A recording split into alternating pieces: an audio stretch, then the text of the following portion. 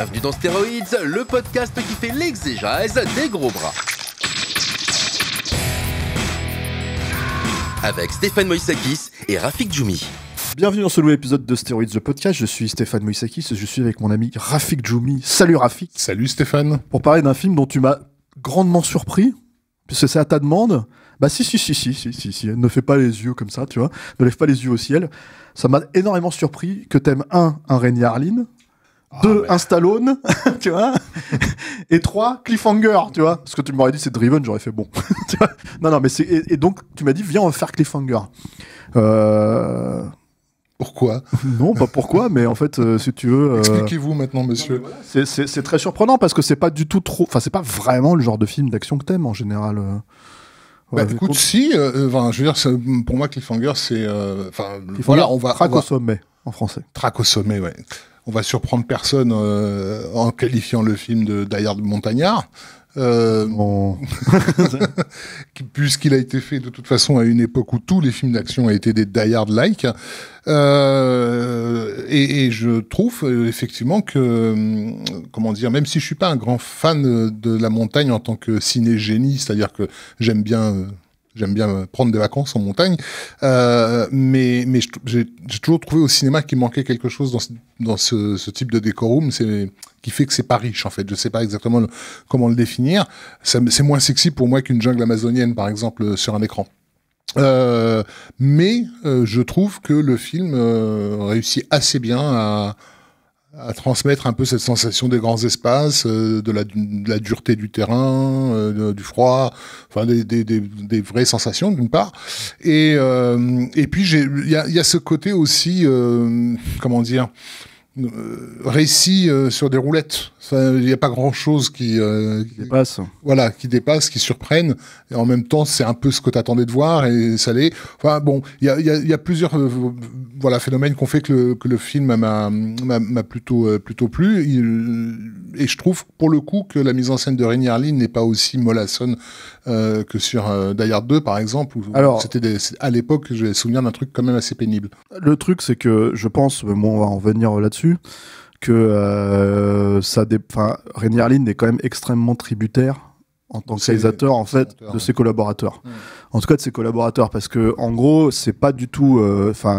Je veux dire, il devait faire le film avec le chef-op Oliver Wood, qui était le chef-op de Die Hard 2, et finalement celui-ci s'est désisté, donc il a cherché à savoir quel chef-op pouvait mener ce défi, quoi. C'est-à-dire parce que c'est un film qui d'un côté tourné en studio, à la Cinecittà à Rome et tout, mais de l'autre côté tourné dans les Alpes, du côté italien, je crois, si j'ai pas de bêtises. Ouais, et le Dolomite aussi aux États-Unis, non ? Ouais, voilà, il y a quelques trucs, donc en fait c'est un peu hétéroclite comme ça, et donc c'est tourné en dur dans la montagne, si j'ose dire, quoi. Et en fait, je crois qu'il a appelé David Fincher pour lui demander en fait des conseils sur un potentiel chef-op, et il se retrouvait avec Alex Thompson, qui est chef-op d'Alien 3 donc, et de Ridley Scott, légende, tout ça, voilà, etc., donc qui est quand même un gros ponte, quoi, du milieu.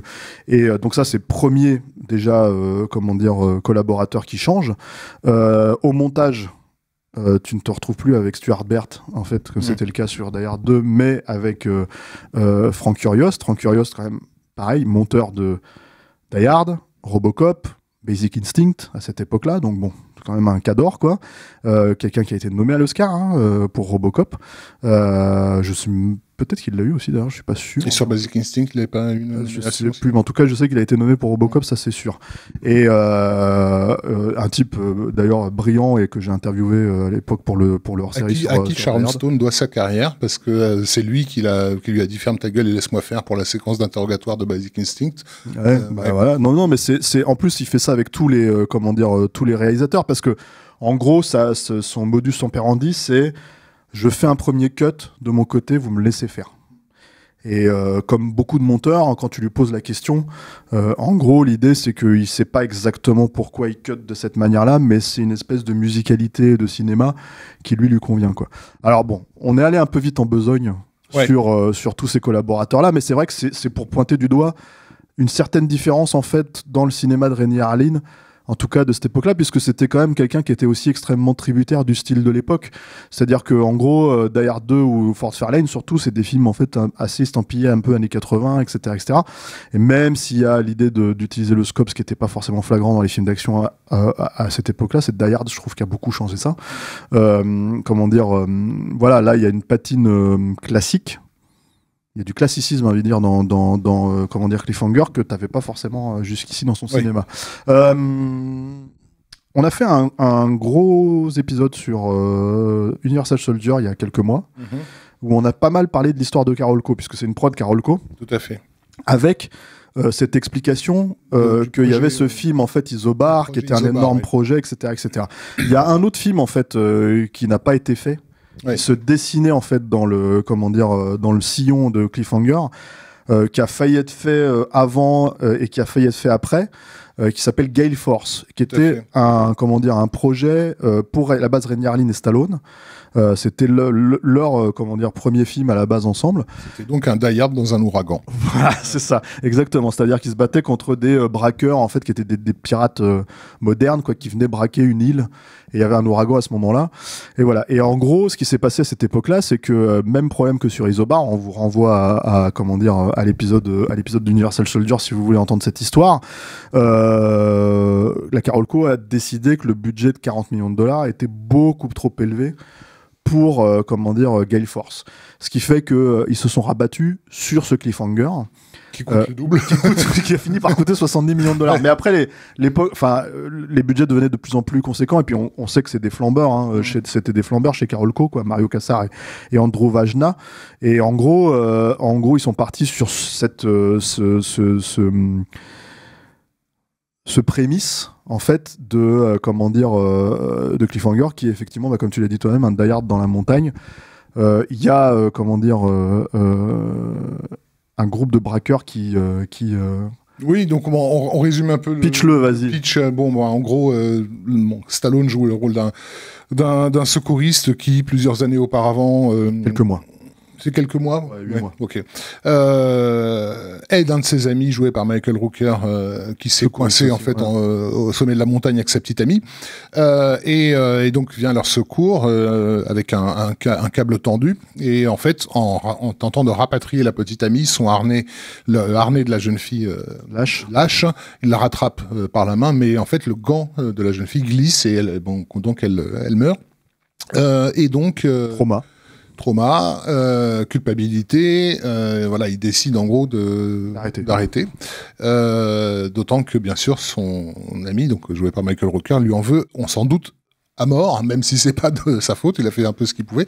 Mais il revient quand même dans cette station pour tenter de convaincre sa petite amie à lui de venir avec lui en fait. Et c'est à ce moment-là que la station reçoit un appel de secours. Auquel il se rend avec son nouvel ennemi juré, donc qui est son ancien ami, pour s'apercevoir qu'en fait ce sont des brigands qui les ont appelés au secours.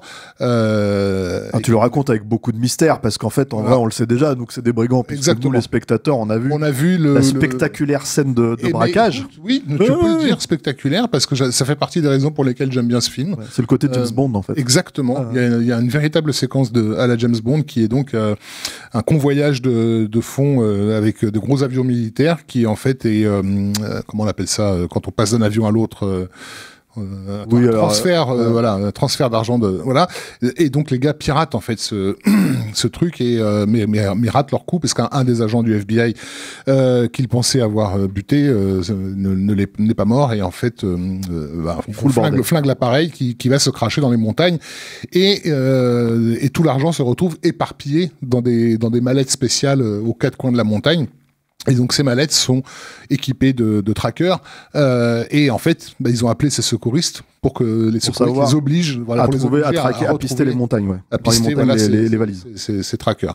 Et en fait on va dire dans le feu de l'action de cette prise d'otage, le personnage de Stallone va parvenir à se soustraire donc à ces pirates, et tenter de sauver son ami qui lui en veut à mort des griffes de ces salauds, quoi. Voilà, donc c'est un huis clos dans la montagne. Non mais C'est ça, oui.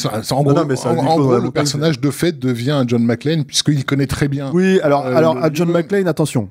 Peut-être il faut faire un petit distinguo. Non, mais c'est vrai, il faut faire un distinguo. C'est un pur personnage stallonien. Oui. C'est-à-dire, il faut aussi dire ce truc-là. C'est d'ailleurs, à mon sens, ce qui peut-être lui apporte, parce que Stallone a quand même avait déjà, donc ça ne, comment dire, tout le monde le sait, ce statut de héros d'action. Il y revenait à ce moment-là. C'est-à-dire que là, je vous invite pour le coup à écouter un autre épisode que j'ai fait avec Arnaud Bordas sur Arrête où ma mère va tirer, où on parlait des errements de Stallone à cette époque-là, quoi. Vous avez dit du mal d'Oscar, l'embrouiller dans le sac. Mais qui est un film qui est rigolo, hein, mais qui est complètement voilà, enfin qui est très étrange, non, en fait. Rigolo du tout. Non, mais c'est très étrange, juste comme aberrant et très embarrassant. C'est rigolo par l'étrangeté, en fait, ne serait-ce que même du concept, c'est-à-dire l'idée de faire une espèce de vaudeville là, comme ça, avec des portes qui claquent, en fait, avec Stallone en mafieux italien, quoi.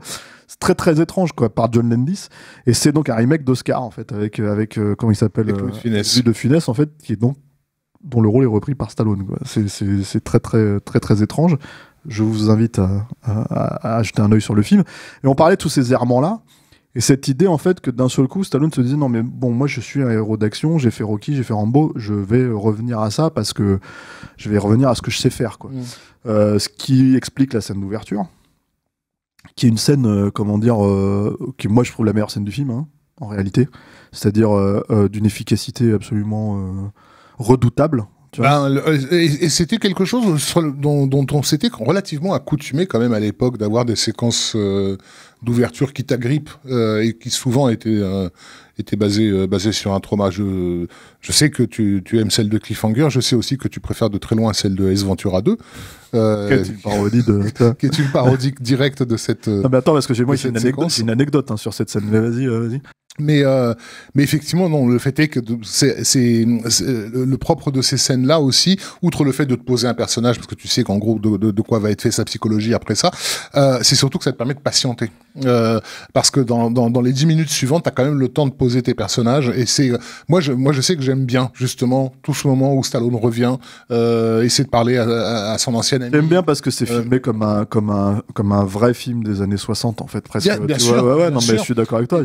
D'ailleurs, par moments, ça me rappelle, alors pas du tout un film américain comme on pourrait s'imaginer, mais un film français qui est Les Grandes Gueules de Robert Enrico, qui se passait un peu dans les comment ça s'appelle, c'est pas les Cévennes, mais enfin bon, des grandes montagnes comme ça, françaises, filmées dans un beau cinémascope. Et effectivement, un travelling sur un mec de dos que tu suis en amorce avec. Oui, puis ça convoque le Stallone du premier Rambo aussi un petit peu. Clairement. Dans ces moments-là, ce genre de choses. J'allais venir aussi, oui, bien sûr, parce que le décor room fait évidemment référence à toute une partie de Rambo où il est poursuivi par l'hélicoptère à flanc de montagne. Mais moi, sur cette scène en fait aussi, c'est là en fait où tu dis bon voilà, on en a un petit peu parlé de Frank Uriost, mais son montage, il est au cordeau là, parce que tu regardes honnêtement la scène là, revoir le film aujourd'hui, c'est un film qui est sorti en 4K, hein, donc en fait si vous pouvez pas, enfin franchement, ça doit coûter 15 balles en fait à acheter, quoi.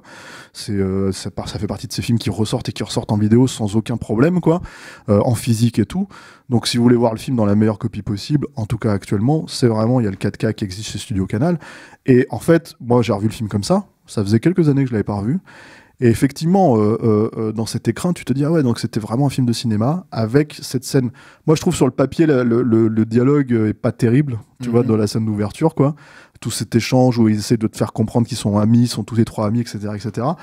Mais dès que le truc commence à lâcher, c'est terminé. Là, c'est, franchement, pour le coup, t'es en plein dedans et ça fonctionne super bien. C'est une scène écrite par Stallone, c'est-à-dire toute la logique de culpabilité qui est liée au personnage de Rambo, de Rocky, etc., etc. Il l'utilise à fond la caisse là-dedans. Parce qu'il a donc quand même, on l'a pas spécifié, mais pas mal révisé le script. Oui. Au point où donc la Carolco a dû négocier quand même avec la Writer Guild of America, la WGA, pour pouvoir avoir son nom générique. Tout à fait. Mais c'était un des trucs qui était connu chez lui aussi à l'époque, hein. Il l'a toujours retravaillé. Voilà. Alors, t'as les bons côtés dans le scénar, c'est-à-dire t'as ce moment-là, t'as ce genre de truc. Je pense la relation avec le personnage de Michael Rooker, je pense que c'est quelque chose qu'il a dessiné aussi. Après, t'as les mauvais côtés où, en gros, Stallone s'écrit des punchlines à tire-larigot et elles sont pas fameuses. T'as ce moment en fait où le mec lui demande où est-ce que est le pognon, et il lui fait j'ai tout cramé, j'ai jamais pu économiser. Tu vois, enfin, c'est que des trucs comme ça. Donc tu dis bon. Sly, tu peux faire un peu mieux que ça, quoi. Voilà.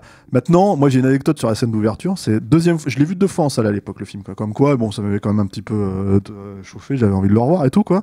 Et la deuxième fois où je vais voir le film, donc moi, je connaissais la scène, mais en fait, on peut partir du principe que les spectateurs qui étaient dans la salle la découvraient pour la première fois.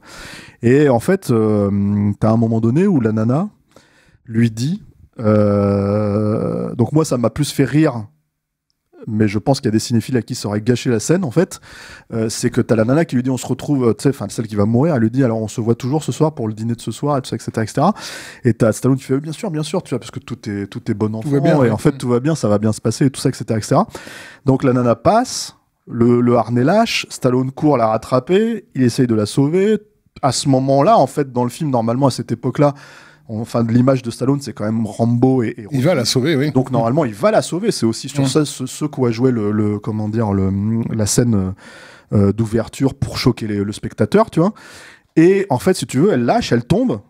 Alors avec quelques plans, moi je trouve magnifiques, et quelques plans Rémi Harlinesque, on va dire, si tu veux. C'est-à-dire que moi j'aime beaucoup le plan à la Die Hard, justement, où tu vois la nana qui lâche. De côté, oui. Qui est vraiment en fait le plan à la comment il s'appelle, à la Hans Gruber à la fin de Die Hard, tu vois, où elle chute au ralenti, tu vois.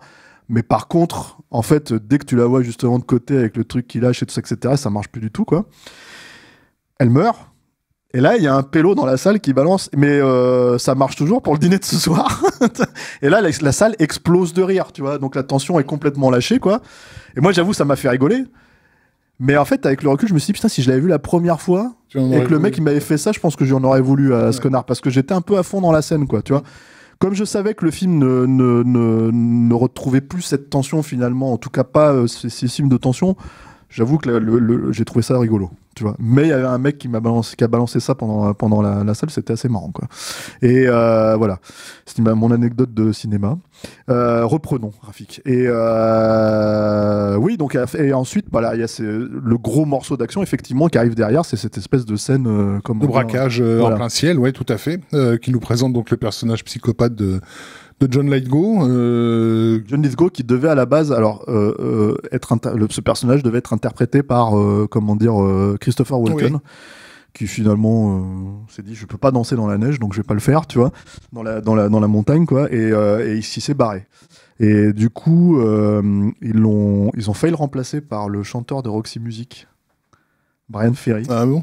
Alors moi j'adore Brian Ferry, mais c'est quand même un chouette casting un peu étrange, quoi. Ouais. Tu vois, peut-être qu'ils se sont dit il va peut-être faire la chanson à la fin, un truc comme ça pour le générique, quoi. Et finalement c'est John Lithgow qui, ma foi, sortait de deux films complètement starbés, donc en fait il est presque normal dans le film, ça, tu vois, oui. Parce qu'il sortait de Ricochet, mais chef-d'œuvre, voilà, enfin c'est qui est comment dire, je pense presque le rôle terminal de John Lithgow, c'est-à-dire Ah bah c'est un film écrit par des héroïnomanes. De toute façon, voilà, on en reparlera par ailleurs. Mais... Un jour, ouais. Mais donc où il joue un méchant qui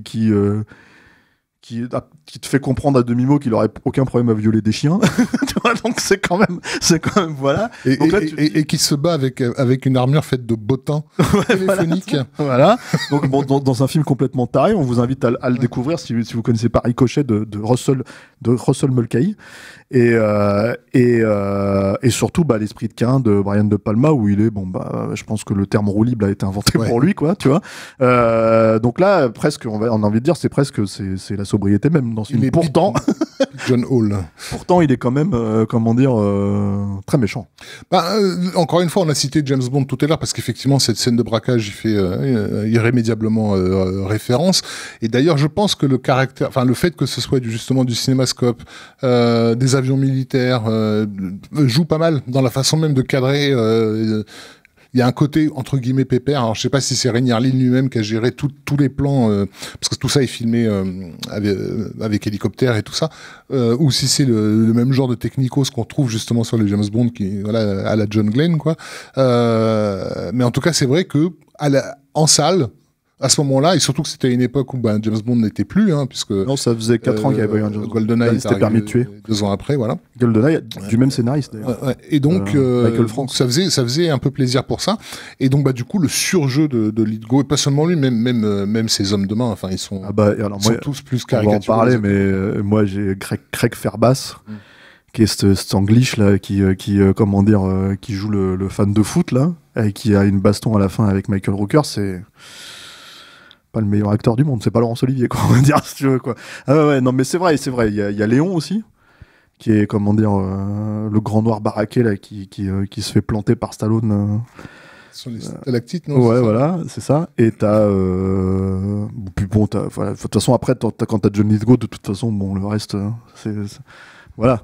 Mais ça aide aussi à savoir en toi, en tant que spectateur, sur quel mode tu fonctionnes, quoi. Je pense que si justement les mecs s'étaient mis à jouer à la Laurence Olivier, enfin, t'es pas venu voir ça. Non, c'est pas. En fait, c'est une blague. Quand je dis c'est pas Laurence Olivier, c'est juste pour dire que le mec il joue pas terrible, en fait, si tu veux. Mais comme d'ailleurs l'actrice du film. Oui, alors elle, par contre, c'était. Elle est arrivée, elle est repartie. Donc. Apparemment, Janine Turner. Janine Turner, merci Alain. Apparemment, Janine Turner a été une des conquêtes de Stallone à cette époque-là. Okay. Voilà, je ne sais pas s'il y a un lien de cause à effet, si c'était avant après, mais en tout cas, voilà, c'est effectivement une actrice qui a pas fait beaucoup de carrière derrière, quoi, et qui effectivement, moi, je trouve pas très, pas terrible, quoi. Mais à la limite, c'est pas vraiment. Dans ce cadre-là, c'est pas très grave. Elle est surtout là pour courir, donc. Ouais, puis se faire sauver, puis voilà. Enfin, c'est vraiment un rôle de potiche en vrai. Elle est pas grand-chose à jouer, quoi. Mais non, le truc derrière, c'est que en fait, on est dans une scène d'action, là, cette scène de braquage là. Qui moi je sais pas toi à l'époque, toi ça t'a plu, mais moi c'est vrai que moi je me disais mais en fait on sort d'une scène qui est quand même très réaliste, très crédible, et puis d'un seul coup on repart dans le cinéma bourrin des ouais, et puis en fait si tu veux, voilà. Alors moi ce que j'adore avec cette scène, c'est quand on t'explique qu'un mec comme Christopher Nolan, c'est un cérébral, tu vois, c'est un mec qui est intelligent, qui réfléchit, et le mec en fait il a pompé Cliffhanger pour faire de Dark Knight Rises, ouais. Tu te dis c'est un bourrin comme nous en fait. Nolan en fait, et c'est voilà, enfin c'est évident. Je trouve que la scène dans Dark Knight est meilleure, étrangement, tu vois, que cette scène là. Après, pour des raisons différentes, c'est-à-dire qu'il y a un espèce de calme en fait dans cette scène qui est assez étrange, je trouve, dans la scène de Dark Knight Rises. Là, c'est vraiment effectivement, comme tu l'as dit, c'est une scène à la James Bond finalement, où j'arrive même pas à croire que quand les mecs ils sont quand même des avions qui sont à presque 1 kilomètre l'un de l'autre en fait, et ils se tirent dessus, les balles elles arrivent, enfin tu vois, c'est des trucs comme ça, donc c'est un petit peu exagéré.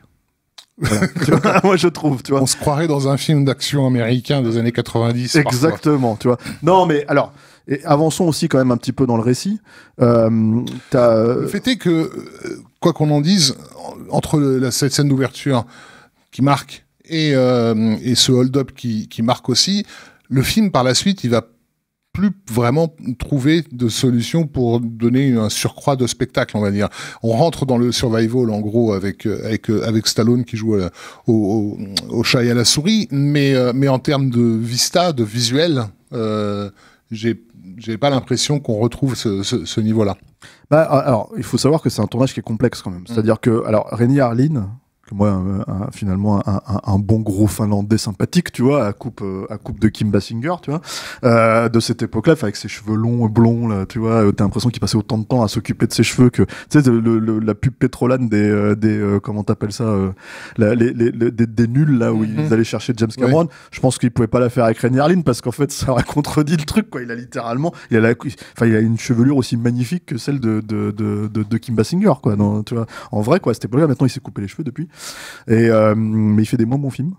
Et le truc, c'est que Renny Harlin, c'est quelqu'un qui a toujours été dans sa façon de présenter son cinéma, c'est-à-dire quand tu l'entends en parler, dans l'autocongratulation. C'est-à-dire qu'en fait, il y a ce truc en fait où il a jamais vraiment dévoilé tout ce qui pouvait être problématique sur le tournage d'un film. T'as l'impression que pour lui, tout était facile et ça glissait et il arrivait à faire ses films sans problème, quoi. Y compris ceux qui, plus tard... L'île aux pirates. Voilà, qui vont se planter, etc., etc. Mais avant même de faire l'île aux pirates, on sait, sur Cliffhanger, et le film en porte, moi, je trouve, les stigmates, en fait, clairement, que ça a été un tournage très compliqué parce que, en gros, même si lui, il le dit sur ce point-là, il dit jamais ça a gêné la bonne tenue du film.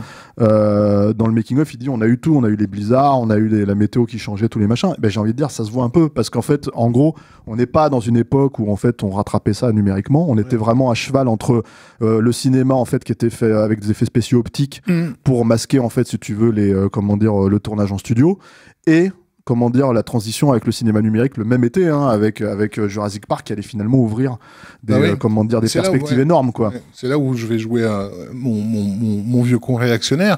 C'est que effectivement, à cette époque-là, le numérique ne peut pas te sauver, mais c'est aussi, d'une certaine manière, ce qui t'oblige à beaucoup plus de rigueur. Et que, si le film Cliffhanger était fait aujourd'hui, t'aurais des tas de plans qui se veulent spectaculaires, très iconiques dans la deuxième partie, mais qui sentiraient le fake en fait. C'est pas les outils numériques que je remets en cause. C'est en gros la flemme à laquelle se sont laissés aller les réalisateurs de films depuis qu'ils ont ces outils-là. Parce qu'avant, le simple fait de savoir que tu allais avoir une mise en place de taré juste pour pouvoir faire un travelling à la con sur un mec au bord d'une montagne, ça t'obligeait à penser et déjà te dire est-ce que j'ai vraiment besoin de ce plan, comment je vais en tirer le maximum, en fait, l'optimiser, et ça donne dans l'ensemble justement des beaux plans. Le film est pas moche, il est assez classieux quand même. Non, il est pas moche, mais par contre en fait on va dire que si tu veux, il y a un distinguo, moi je trouve, en fait, si tu veux, parce que tu parles de survival, et c'est vrai, c'est un film survival, mais tu parlais aussi du fait qu'il n'y avait pas de séquence spectaculaire, mais même en fait dans ce cadre-là, il faut savoir par exemple que une des scènes qui était censée être une des scènes les plus spectaculaires du film a été littéralement remontée dans le film de façon à la rendre plus crédible et moins ridicule. C'est le moment où Stallone fait un espèce de saut qui est le fameux plan que tu vois sur l'affiche à l'époque, tu vois, où tu voyais le filin avec le personnage qui sautait d'un point à l'autre, et en l'occurrence c'était ce fameux pont qui explose. C'était Stallone qui le rattrapait, on le voit, il y a des scènes coupées dans les bonus, en fait, où il sautait, en fait, si tu veux, du point à l'autre, quoi, comme ça. Et quand on t'avait montré en long, en large, en travers le pont, bah forcément, les gens dans les sneak previews à l'époque, parce que c'était un truc qui se faisait beaucoup à cette époque-là, enfin, encore aujourd'hui, mais on le sait moins, mais dans les sneak previews de l'époque, on rigolait. En fait, ils ont tous explosé d'air parce qu'ils se sont dit, mais en fait, on retrouve le Stallone de Rambo 3, quoi, en fait. En gros, c'est-à-dire le mec qui se fait encercler par l'armée russe et qui en a rien à foutre, et qui y va et qui les défonce tous. Donc, le truc, si tu veux, c'est que d'un seul coup, t'avais ce saut-là.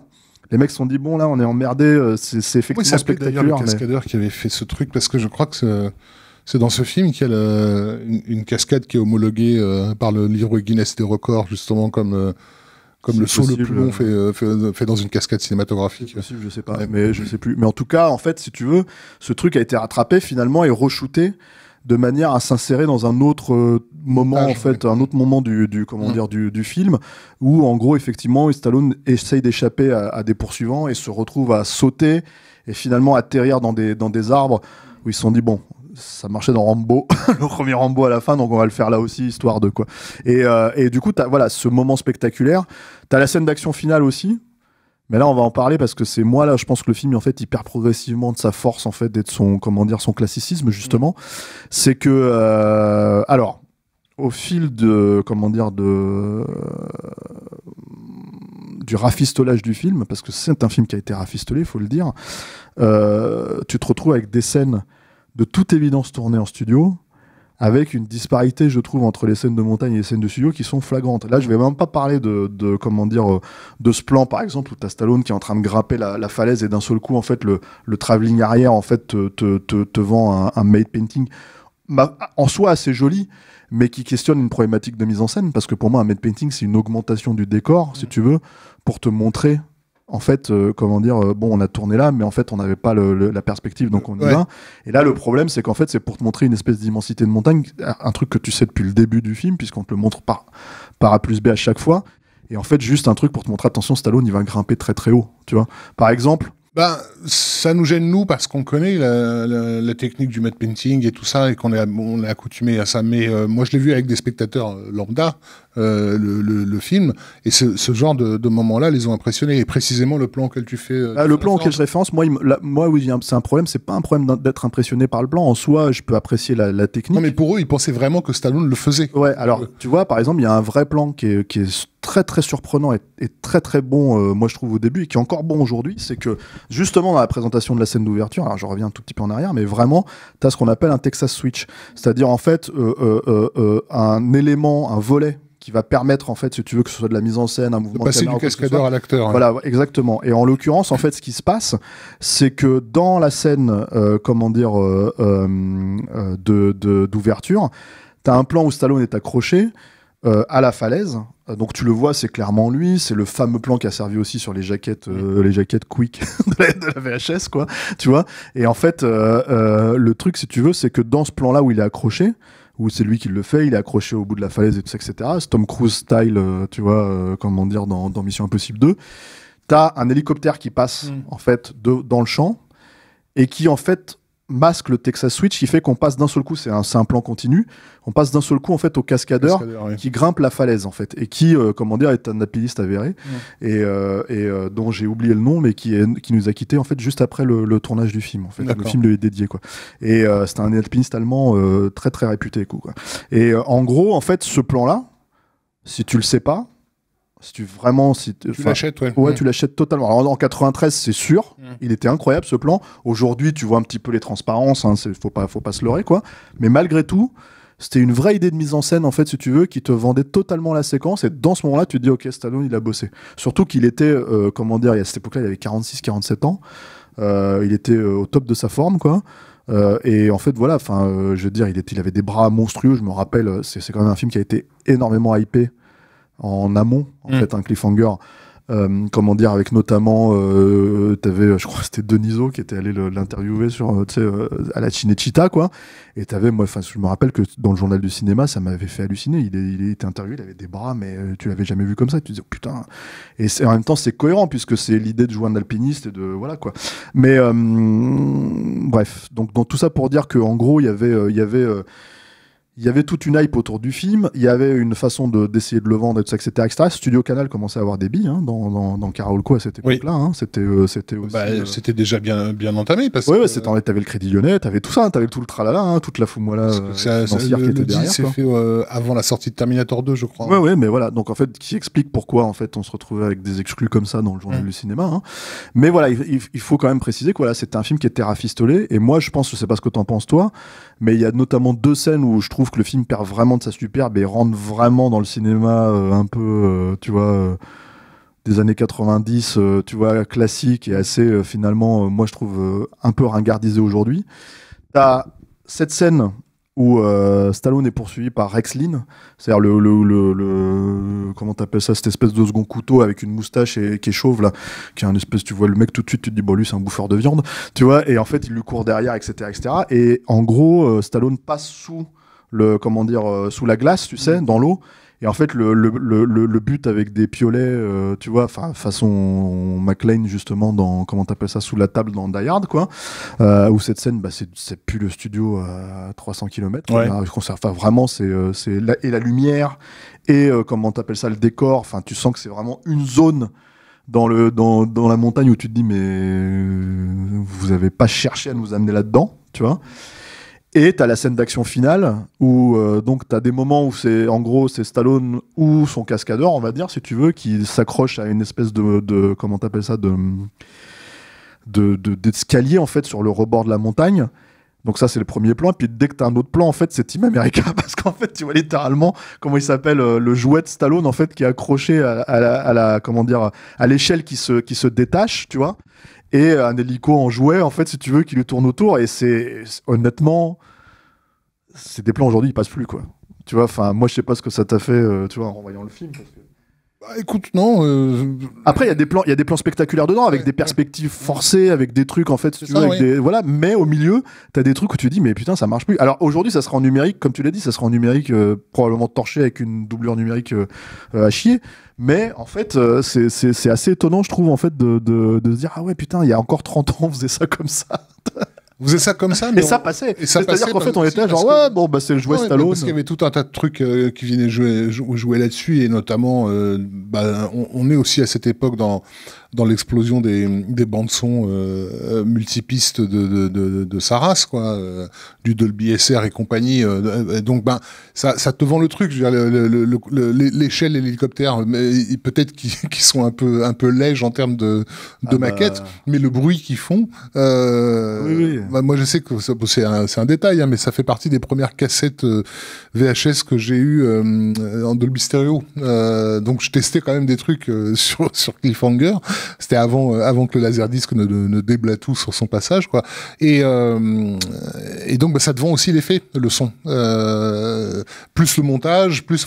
Oui, voilà. Moi, je l'ai revu le film en 4K, là, tu vois, parce que, bon, j'ai pas l'air comme ça, mais c'est un film que j'aime bien quand même, puisque c'est Stallone et tout ça, etc. C'est juste que pour moi, c'est pas son meilleur film d'action, loin s'en faut. C'est pas son meilleur personnage, loin s'en faut. Et que voilà, enfin, et pour moi, il a peut-être pas pour toi, Raph, mais pour moi, en tout cas, si tu veux, Stallone, il a monté quelques films avec Rocky et Rambo, qui font que là, si tu veux, tu sens la patte de Stallone, tu sens quelques trucs cool, tu vois, tu sens effectivement une facture technique assez régulièrement qui est quand même assez, assez élégante pour du Renny Harlin, hein, tu vois, et voilà, mais avec quand même des moments en fait comme ça aussi où tu te dis c'est quand même le réalisateur de L'île aux pirates qui est derrière et de Die Hard 2, quoi. C'est-à-dire qu'en gros, il y a vraiment des raccords, tu sais, des raccords où tu sens que les mecs ils étaient emmerdés dans la montagne, et t'as des scènes où il fait plein jour, lumière magnifique, soleil, etc. Et puis en fait 200 mètres plus loin, c'est le blizzard à moitié. Et à cette époque-là, tu te démerdais avec ce que tu avais, tu vois. Et en fait, oui, l'étalonnage n'était pas numérique. Alors l'étalonnage n'était pas numérique, c'était photochimique, donc il fallait quand même y aller. C'était pas facile, tu vois. Donc en fait, du coup, il y a tout un truc de raccord lumière, en fait, si tu veux, surtout dans la dernière partie, qui pour moi grille le côté, non, mais c'est facture à l'ancienne. Le fait aussi qu'en tant que film justement bourrin, parce que ça reste un film bourrin quand même. Déjà, c'est quand même l'histoire d'un méchant qui tue sa femme, tu vois, sans problème, ils sont fous. Dans lequel, en fait, tu vois, le simple fait que t'aies une avalanche trop tôt dans le film, parce qu'en gros, le personnage de Stallone s'enfuit à la faveur d'une avalanche, ça te grille aussi des cartouches, parce que moi, je m'attendais, en tant que spectateur habitué justement à ces films bourrins, que le climax du film, évidemment, que ce soit une avalanche, quoi. Et là, pour le coup, tu fais appel à ILM et tu nous fais un truc de taré comme on l'a jamais vu, ce qui est pas le cas. Ou alors, si c'est pas ça, tu fais un film sec et nerveux, type Randonnée pour un tueur, mais alors tu gardes ce caractère sec et nerveux tout le long du film, ce qui permet d'avoir un final hyper brut, tu vois. Et ce dont tu parles, en fait, on est un peu entre deux là. Alors, on est entre deux parce que fondamentalement, c'est la Carolco qui lâche 70 millions. Donc la Carolco, elle te dit non, mais là, et puis il y a Stallone, tu vois, Stallone il est quand même connu. Enfin, je veux dire, à cette époque-là, Stallone il se baladait dans la jungle avec des mitrailleuses d'hélicoptères dans les bras. Donc le truc, si tu veux, c'est qu'à un moment donné, forcément, en fait, ça charrie un spectacle et une attente, en fait, quand on te vend le film en te disant Stallone revient à ce qu'il sait faire, tu vois, qui est que oui, il faut des cascades, il faut des non, mais moi je suis pour. Mais à ce moment-là, encore une fois, tu me garantis un climax qui pète tout. Pas un jouet, quoi. Voilà. Pas un jouet accroché à, tu vois. Non, mais c'est en plus, je suis sûr que les mecs qui ont fait les effets à l'époque, ils se sont fait chier pour avoir ce encore une fois, moi j'aime bien ce film, mais c'est vrai qu'il y a un autre truc qui est un peu déceptif. Le film s'appelle Cliffhanger. Alors, ce qui est évidemment un titre idéal et il fallait le faire. Donc on rappelle ce que c'est qu'un cliffhanger. C'est une tournure narrative en fait qui a été inventée pour le serial, qui était en gros une situation impossible pour le personnage principal qui oblige les gens à revenir la semaine suivante pour savoir ce qui lui est arrivé parce qu'il est resté accroché à la falaise. Donc cliffhanger, c'est vraiment s'accrocher à la falaise. Et en fait, le film te le vend dans la séquence d'ouverture parce que tu vois immédiatement le danger bien réel de la mort qui plane dans ces hautes montagnes. Il le refait à un autre moment qui était d'ailleurs dans la bande-annonce et qui a beaucoup impressionné le public de la bande-annonce, qui est le moment où Stallone se raccroche in extremis avec ses piolets sur la glace alors qu'il s'apprêtait à... mais là, faut qu'on en parle de cette scène parce que c'est quand même une scène... moi je revois le film et tout, tu vois, et, donc je l'ai revu là pour enregistrer cet épisode. Ça faisait un petit moment que je l'avais pas vu. Et alors il y a cette scène quand même où tu te dis, ok, donc ils sont un petit peu emmerdés parce que c'est dans la montagne de nuit. Donc il n'y a pas de source de lumière. Sauf que ils en faut une parce que sinon on voit rien. Tu vois. Et là, c'est quand même génial parce qu'il y a une source de lumière, donc, avec des plans, moi, ce que j'appelle les plans Spielbergiens, tu vois, c'est-à-dire vraiment, en fait, les silhouettes dessinées dans la nuit avec la lumière derrière et tout ça, etc. Un truc à Haïti et tout ça, quoi, que beaucoup de réalisateurs ont repris, derrière, quoi. Et là, tu te dis, mais elle vient d'où, la lumière, hein. Et surtout, en fait, elle est où tu veux, quand tu veux. Ouais. C'est-à-dire qu'en fait, si tu veux, c'est que... c'est pas la pleine lune ou un truc comme ça. Mais non, justement, parce qu'en fait, je me suis posé cette question sur la source, mais sauf qu'en fait, encore une fois, la pleine lune, ça éclaire pas juste tout indifféremment et n'importe comment. C'est-à-dire qu'en fait, la lune, elle est derrière la montagne, si tu veux, mais en même temps, avec la perspective, tu dis, ça marche pas, ça colle pas, elle devrait être ailleurs, tu vois. Donc, c'est que des trucs comme ça, en fait. Et pareil, en fait, c'est-à-dire que t'as les mecs qui regardent la scène se dérouler. Et puis t'as la scène en question, si tu veux, où les mecs ils font quand même 500 mètres, tu vois, ils partent et en fait la lumière elle suit, tu vois. Donc en fait, tu vois, c'est un de ces trucs où ils se sont dit bon allez, où est ta suspension d'incrédulité?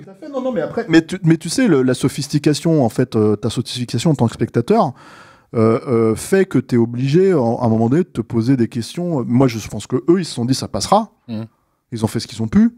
Après, tu peux apprécier la sienne en soi, tu vois, c'est pas un problème, quoi. Ça te fait un money shot. Voilà, mais parce que mais il se trouve que bon. Et c'est peut-être le truc, je pense, que t'es le plus réussi dans le film, parce que ça lui a quand même amené vraiment les spectateurs de son premier week-end. C'est le teaser qui était monté sur le Requiem de Mozart.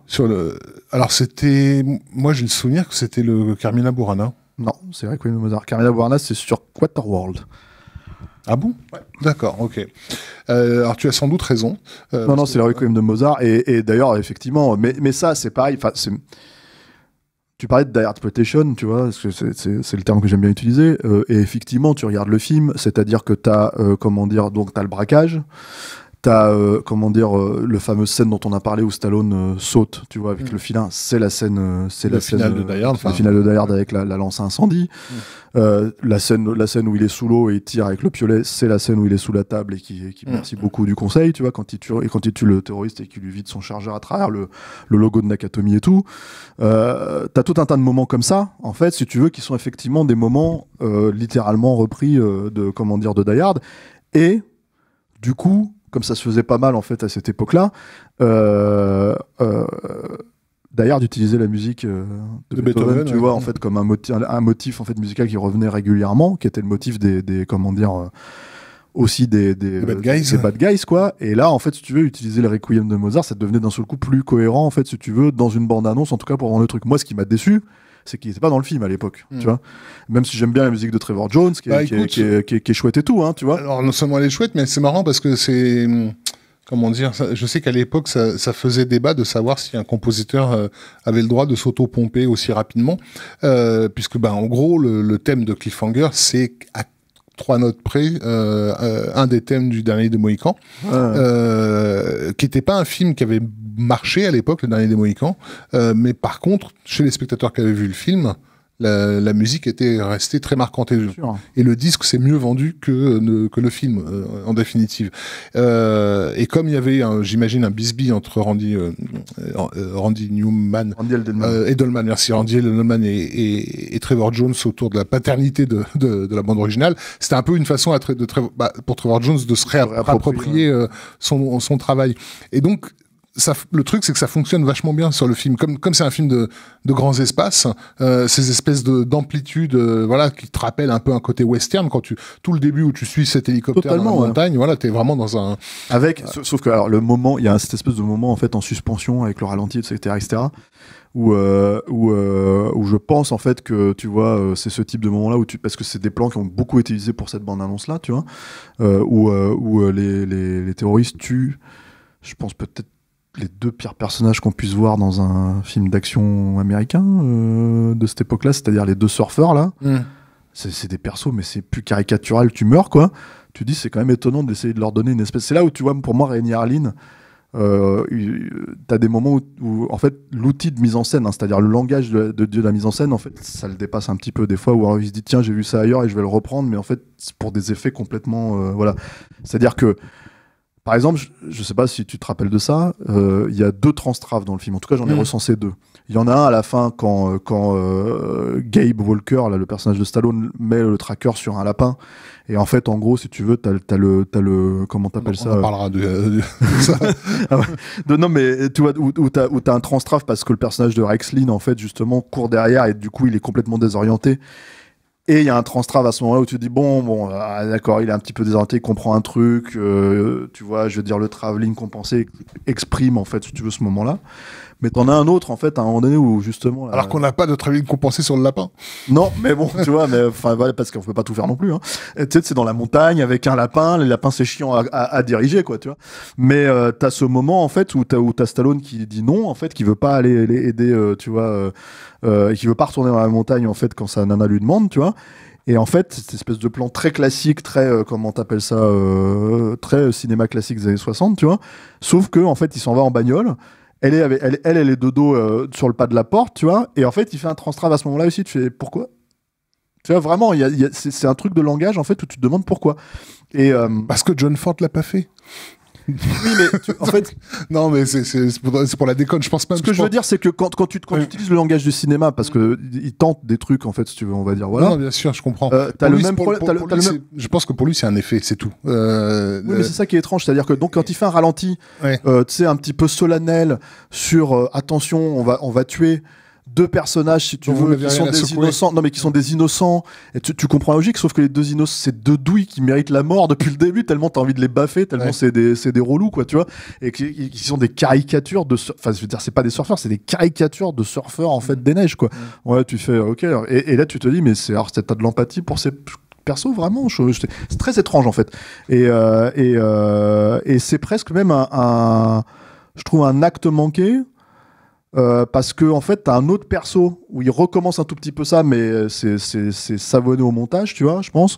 Et c'est le personnage de Frank, là, je crois que c'est ça, Frank, le pilote d'hélico, qui est dans l'équipe en fait depuis le début, qui est un vieux gars qui dessine, je sais pas au début, je sais pas si tu te rappelles, mais il dessine, c'est probablement un tableau de Stallone d'ailleurs, tu vois, d'une banane qui mange un singe plutôt qu'un singe qui mange une banane. Enfin, c'est un espèce de truc où tu te dis, mais tu sais, là c'est pareil, le film il bascule dans la 4e dimension, tu fais qu'est-ce qui se passe, tu vois. Donc c'est une façon de présenter le perso, tu vois. Les personnages truculents des films d'action des années 80. Voilà, et en fait, si tu veux, ce personnage-là il se fait tuer, je spoil, hein. Et là, tu te dis, bah, il y avait peut-être moyen de faire un peu plus solennel sur lui, un peu plus solennel sur lui que sur les 2 douilles, là, tu vois. Et non. Donc, voilà. Bon. Mais outre ton racisme anti-surfeur que je peux tout à fait comprendre. Et anti mise en scène porte nawak pour n'importe quoi, tu vois. Le coup du lapin, en fait, alors a valu quelques problèmes parce qu'en fait, du coup, le bad guy butait l'animal. Ah non. Et si. Et le plan était dans la première bande-annonce que quand elle a été testée sur un public. Ah. Et en fait, le public a super mal réagi au plan. Évidemment, c'est normal. Non, mais c'est complètement gratuit. Faut pas buter les lapins. Non, mais dans la bande-annonce en plus, c'est ridicule, quoi. Et de ce que j'ai compris, Stallone a mis $100,000 de sa poche pour retourner la séquence, en fait, avec le lapin. Donc, voilà. C'est pour ça que je parlais du fait qu'il aurait fallu un transtrave pour qu'on comprenne bien que le lapin. Ouais, que le lapin, en fait, si tu veux, était là, quoi. Voilà. Est-ce que, est-ce que t'as des choses à rajouter sur Cliffhanger en vrai? Bah non, à part dire qu'il a failli y avoir une suite.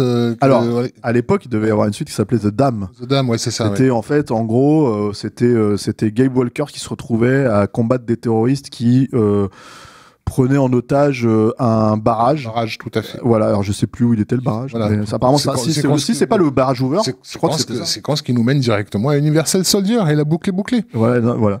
Mais la réalité, c'est que pendant des années, on en a parlé en fait d'une suite, remake, machin, avec Cliffhanger, puisque c'est quand même un film qui avait beaucoup marché à l'époque. Hein. C'est un film qui a rapporté, je crois, 80 millions rien qu'aux États-Unis et 200 millions dans le monde entier. Et encore une fois, je pense que cette fameuse bande-annonce y était pour beaucoup. Ah oui, clairement. Et puis après cette promesse aussi. Il y a ce truc, en fait, moi je sais qu'il y a un truc qui m'a marqué. Et aussi, pardon, excuse-moi, mais lui reconnaître que c'était aussi je crois que c'était le seul gros succès qui ne soit pas une suite dans l'année où il est sorti, parce que c'était pratiquement un défilé de séquelles en fait. En 93. Ouais, alors je sais qu'il y avait Jurassic Park qui était je pense que défoncé, et Last Action Hero également. Ah non, Last Action Hero il s'est fait défoncer. Oui, mais je veux dire dans les gros blockbusters qui arrivaient cette année-là. Mais dans la liste de films qui étaient sortis, parce qu'il est sorti quand en 93. Non, mais au mois de mai. Alors au mai aux États-Unis, en octobre en France. En tout cas, il y avait quelque chose. Je me rappelle d'articles dans la presse. C'était aussi à l'époque où en fait il mettait 6 mois à sortir chez nous, quoi. Je me rappelle d'articles dans la presse qui justement se félicitait qu'un gros succès ne soit pas une séquelle en fait. Et c'était en parlant de cliffhanger. D'accord. Là, en l'occurrence, en fait, ce qui est en train de se passer, c'est que apparemment Stallone a annoncé qu'il relançait la suite. Le film a 30 ans cette année. Wheelchair Hunger. Non, mais voilà, ça veut dire que là, t'as quand même Stallone qui a 75 ans, enfin plus même, et tu te dis, mais c'est quoi la logique, tu vois, c'est très, très étrange, quoi. Je sais pas du tout comment ils vont. Enfin, j'ai peur de savoir, en fait, c'est un peu ça le problème, quoi. Écoute, voilà, il cherche à ramener une femme qui était à la fenêtre, de la ramener dans le lit. Elle tombe sur la moquette, donc il culpabilise. Il s'en veut, et c'est le départ du film, quoi, tu vois. Non, mais c'est très, enfin, ça va être, puis c'est pareil, enfin, Michael Rooker, il est plus tout jeune non plus, donc si l'idée c'est de le faire revenir aussi, c'est très étrange, quoi. Donc ouais, mais bon, ça participe de cette espèce de mouvement général de, bon, bah, qu'est-ce qu'on n'a pas saigné de cette époque-là qu'on peut récupérer pour que les vieux briscards tu vois, comme nous, hein, tu vois le public en fait concerné est censé se dire ah bon bah il y a quand même je vais y aller, tu vois, voilà. Et c'est vrai que c'est étonnant mine de rien pour un succès comme ça qu'il est pas connu de suite, parce que moi j'ai envie de te dire, comme le dirait mon bon ami Julien Charpentier, il me disait moi Cliffhanger 2 en 96 pas de problème, mais aujourd'hui je vois pas trop l'intérêt effectivement, quoi. Donc voilà, c'est très comment dire, et pourtant c'est quand même un money maker, enfin c'est quand même un film qui continue à ressortir régulièrement en fait en comment t'appelles ça, en vidéo, qui je pense a une vraie popularité, qui est apprécié. Et c'est un marqueur de son époque aussi, je pense que c'est une raison qui font qui continue justement à régulièrement ressortir. Voilà, donc effectivement un Die Hard-like qui arrive un tout petit peu quand même, moi je trouve, à s'extraire de cette condition, c'est-à-dire petit à petit en fait on finit par ne plus justement le raccrocher à Die Hard, ce qui est plutôt pas mal, quoi, mine de rien, parce que moi je pense que c'est un peu le problème de tous ces gros films de cette époque-là, c'est ceux qui arrivaient pas du tout à sortir de l'ombre de Die Hard, quoi, pour proposer autre chose. Je pense qu'il y a notamment ce Mort subite avec Van Damme là, qui est littéralement une pompe mais de Die Hard, enfin un point où tu te dis non mais les gars, vous savez, entre-temps, il y a Die Hard 3 qui est sorti, hein, vous pouvez lâcher l'affaire, quoi. Non, mais quand tu parlais de Gale Force tout à l'heure, enfin, on l'a eu plus ou moins sous la forme de Pluie d'enfer que vous avez traité avec... oui, avec Julien, mais le fait est que, en fait, c'était un film beaucoup plus musclé. Oui. C'est-à-dire, et d'ailleurs, en fait, à un moment donné, il a été question que ce soit Arnold qui reprenne le projet d'ailleurs après Cliffhanger en 94 ou 95 ou un truc comme ça, quoi. Bon, il se trouve que la Carolco a périclité avec notamment le bide monstrueux de l'île aux pirates, quoi. Mais c'est éventuellement pour un autre stéroïde, puisque j'ai l'impression que tu t'acoquines un petit peu plus avec Renny Harlin ces derniers temps, voilà. Tu penses qu'on va faire l'île aux pirates, toi et moi? Je ne sais pas. Moi, ça voudrait qu'il faudrait que je sois obligé de le revoir, parce qu'en fait, je l'ai jamais revu depuis que c'est sorti, quoi. Il faudrait que je fasse un mea culpa. Il y a peut-être prescription sur le fait que j'avais engagé des tueurs roumains pour aller buter Renny Harlin à l'époque. On lui fera casser les genoux. C'est tout, quoi. Tu vois, t'étais sympa, il a fait au revoir à jamais après. Tu t'es dit bon, allez, ça va. C'est pardonné. C'est pardonné, quoi. Merci Rafik. Merci Steph. Voilà, merci Alain, merci à la technique. Merci Alain. Merci messieurs. Voilà, merci à vous tous qui nous suivez. Hein. Alain qui est en short, là, on a l'impression qu'il va grimper. Là, il fait chaud, hein, on dirait pas comme ça, mais on sue, hein, tu vois. Merci à vous tous qui nous suivez, et puis on se retrouve à la prochaine avec un prochain film. Voilà. Merci, au revoir.